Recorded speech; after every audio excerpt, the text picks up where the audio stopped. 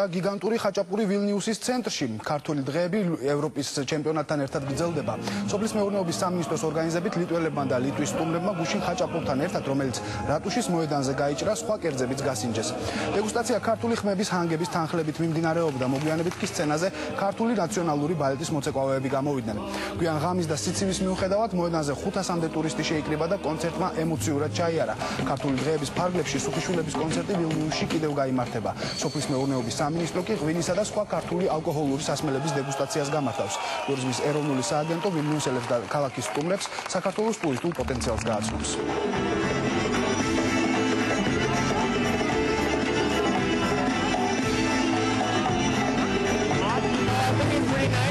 მაგარია უდიდესი სიამოვნება მივიღე, რითმი, მუსიკა და ცეკვა. ეს საოცრებაა.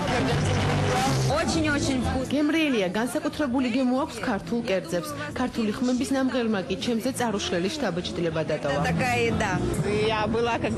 საქართველოში ნამყოფი ვარ, ძალიან მიყვარს თქვენი ქვეყანა. ულამაზესი ცეკვები და გემრიელი კერძები. დღემ შესანიშნავად ჩაიარა. გრძელდება ქართული დღეები ამჯერად უკვე ვილნიუსში.